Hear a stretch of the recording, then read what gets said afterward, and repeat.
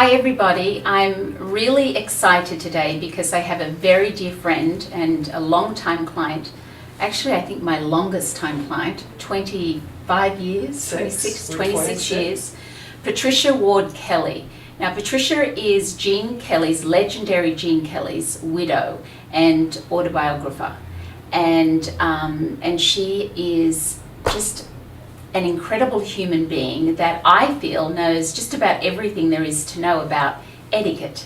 Having a teenage daughter myself, I feel like that's gone out the window. Thank you. It's nice to be here, and I speak in a lot of schools, and what I realize is that the kids are yearning to learn about basic things like manners and etiquette and how you carry yourself and how you present yourself, and they really are looking for it, and I think it's an important lesson. And growing up, I didn't have, I was like other kids. You don't have a sense of self-confidence, and you don't have this sense of presence and how to walk into a room. And I was really fortunate. I had two gifts when I came to Los Angeles. One was meeting you, because it gave me a whole sense of how I could actually take care of myself, and that it wasn't about the makeup that I put on. It was the basic thing that I had to take care of my skin, and that it was something simple that I could do, and it wasn't all these things I had to buy. It was just a basic, simple regimen, and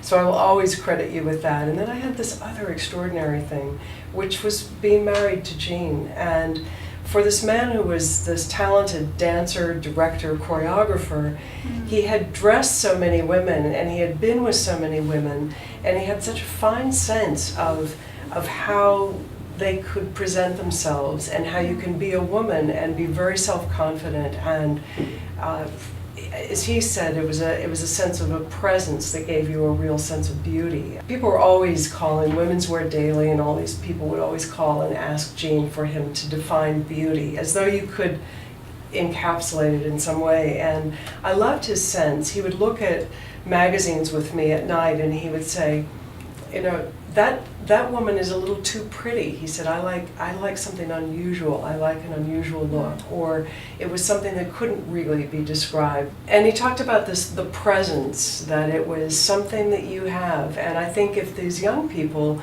could understand how powerful they are, how much they hold it all in their hands. They hold that sense of presence. But there's so much that's coming at them. There's so many conflicting views, and there's such a vulnerable stage. And so I think if there's any way we can help them to feel confident and to understand that they possess it all, they have it all, they just have to commandeer it and make use of it. Yes, I think that's great. So we have 2 13 teenagers today. Great. That I'm going to bring them in, and I'm excited to. I know they're going to learn a lot from you, so I'm really, really excited. And thank you so much for coming here and sharing. I mean, you've always been someone that I've admired so much, and just your style. You know, you're just always been so stunning and. Well, inside thank you. It's and a out, nice so. mutual regard. We've got and it'll be great. I bet we'll learn a few things from these two young women as well. Oh yes, absolutely. So here we have Kaylin and Grace, both young teenagers, and Patricia. Let's get started. What are we gonna do with these It's girls? interesting, and not to put you on the spot, Grace, but your mother said that you at one point came up with a list of something like 15 different things that you wanted to know more about. Does that ring a bell with you? Yeah. Do you remember any of them? Because it's interesting to me. Like me and my mom, like we discussed how like she wanted to come up with some new things, and I was helping her out, and I just came up with something like 15 ways like the teenager could be satisfied or something with like their body, their looks, their like hair. They could like do certain things to make them feel better about themselves. And yeah. And is there a lot of pressure, external pressure for you in school, and about body image, and if so, where's that coming from? Does it come from the media? Does it come from magazines or online or?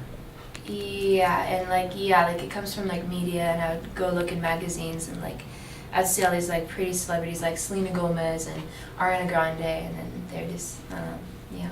I compare myself to them. It's like they're like a goddess, and they're so pretty. And yeah. What about when you go into a room? If you go in someplace, how do you feel when you walk in a room and you don't know anybody who's there? Do you feel self-conscious? Do you feel? I feel kind of shy, and like if I don't know anybody, I just feel like people are looking at me in like a way that like, who is she or something like, and I just get nervous and I get really shy. And yeah. When I first moved to California and I went to the first party with he wasn't yet my husband, but we went out the first time and I just sort of stood in his shadow because he was this big star. And somebody took me aside and they said, you know what you need to do is the minute you enter that room, you need to go up to each person and you put out your hand and you go like this and you say, "Hi, I'm Patricia Kelly." And you break the ice, and that everybody in that room is feeling as nervous as you are, but you go around and you introduce yourself, and then by the time you all get to the next stage, it's dinner or the buffet or something, then it's all easy then. Yeah, you break the ice. Exactly, but if you stand there like this and you don't do anything, then you're all uncomfortable, you're all standing there. And people, my friends tease me now because they think they laugh because I always go and go, "Hi, Patricia Kelly. Hi, Patricia Kelly. Hi, Patricia Kelly." But I think what it does is it really, you take over and you're then in charge. And funny thing is, people begin to watch you and they watch, the eyes are on you, but for a good reason instead of your being shy. Do you feel the same thing when you go into rooms, a kind of uncomfortable? Well, I don't know, like, sometimes, like, when there's, like, people I don't know, I'm not really, like, I don't really, like, I see if, like, my friends know them and maybe they can introduce me. I don't know how to, like, I think I'm too shy to, like, go up to them and just be like, "Hi, this is, like, hi, I'm Kaylin." But why not? I don't know, I'm just, like, Well, really shy. can you try it? Well, yeah, but it's, like, I don't know, like, I feel like, you know, like, I'm too shy, like, to, like, go up to someone, just be, like, all open and stuff. Like, Well, I'd rather like my friends introduce me, and then I'm like, "Oh, okay," and then I introduce myself. But like, I don't know, I don't feel like I'm too shy to like just go by myself. Well, it's always hard. I mean, it's an uncomfortable feeling. You feel, but then the worst thing that can happen. I mean, it can be awkward, but usually people want to talk to you. They're feeling as nervous as you are.